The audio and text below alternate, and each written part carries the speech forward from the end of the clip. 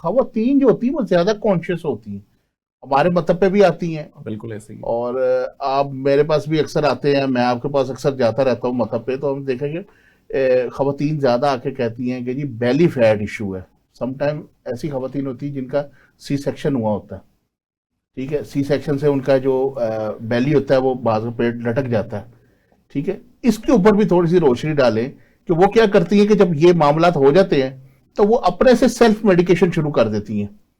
इसके ऊपर थोड़ा सा हमारे नाजरीन को बताइएगा। जी बिल्कुल जी। असल में आपने जो लिवर की हम्म। प्रोफाइल की बात की है, फैटी लिवर वगैरह, अच्छा ये एक अलहदा थोड़ा सा टॉपिक थोड़ा सा हट जाता है।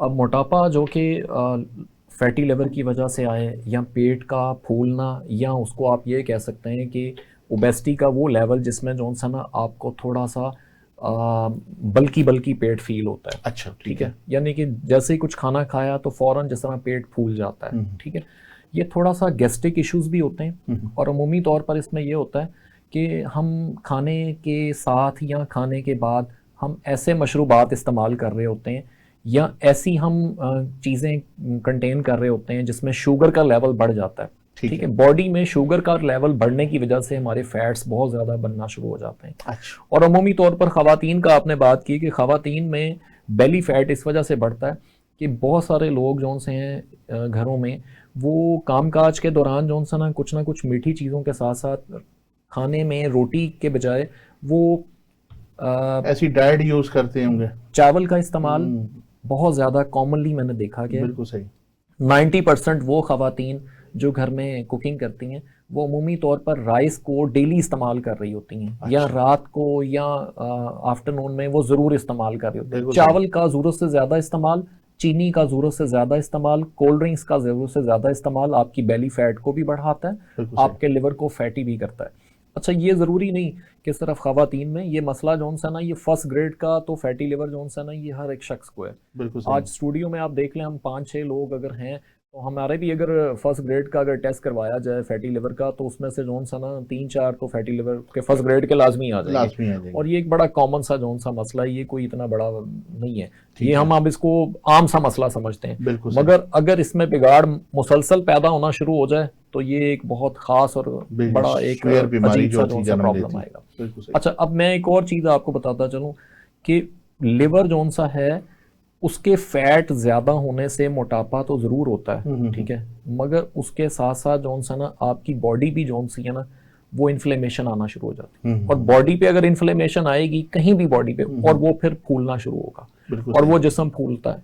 ठीक है, उससे जौन सा ना आपकी बॉडी में जौन सा ना मुख्तलिफ किस्म के ऐसे फैटी एसिड बनना शुरू हो जाते हैं जिससे आपकी बॉडी में वजन भी बढ़ना शुरू हो जाता है।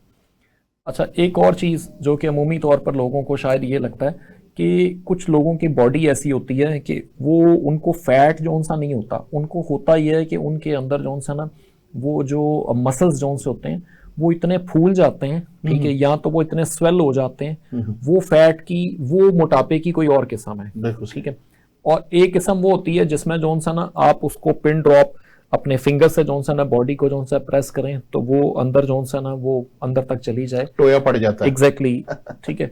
अच्छा, वो जो चीज़ है वो कुछ और चीज़ है, उससे अच्छा। जो सा ना हम ये एनालिसिस करते हैं इसको गुर्दों का या लिवर की प्रोफाइल इसकी डिस्टर्ब है। ठीक है, अच्छा, ठीक है। वो कुछ और मोटापे की इकसाम है। ठीक है। फिर तीसरे नंबर पे एक और मोटापा आता है जिसमें खास तौर पर जिस्म का लटक जाना है। ठीक और है। जिस्म लटक जाता है हमारे खास तौर पर बाजुओं के हिस्सों में, थाइस के हिस्सों में, और मुख्तलिफ बैली के हिस्सों में पेट का लटक जाना, ये इकसाम दूसरी है। इस बिल्कुल इकसाम सही। में होता यह है कि हम अमूमी तौर पर प्रोटीन का इस्तेमाल नहीं कर रहे होते, ठीक है। हम वो ग़िज़ा खा रहे होते हैं जिसमें चिकनाई और उसके साथ साथ जो सा ना मीठा बहुत ज़्यादा कंटेन कर रहे होते हैं। ठीक है। शुगर की ज़्यादा कंटेनिंग की वजह से जो सा ना हमारे मसल्स जो से हैं वो भी वीक हो जाते हैं, और जो सा ना हम खुद महसूस कर रहे होते हैं कि डे बाय डे हमारा जिस्म जो सा ना वो लटकना शुरू हो जाता है। बिल्कुल सही। उसके लिए मेडिकेशंस दूसरी और है, और ठीक वो है। वो एक किस्म जिसमें जो सा ना वो मांस हार्ड हो जाता है, मसल बहुत ज़्यादा हार्ड हो जाते हैं, गोश्त बहुत ज़्यादा सख्त हो जाता है, वो मोटापे की कोई और किस्म है।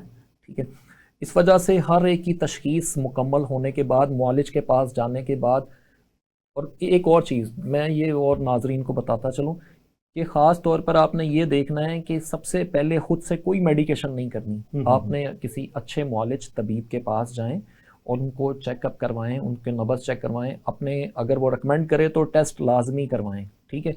और टेस्ट के बाद जो सा ना आप ये एडवाइस मुआलिज करेगा कि आपको कौन सी मेडिकेशन की ज़रूरत है। होम रेमेडीज़ और मुख्तलिफ़ किस्म के इस तरह इस्तेमाल करने से ये आप थोड़ा सा गुरेज करें अच्छा। और फिर मुआलिज से ज़रूर रब्ता करें।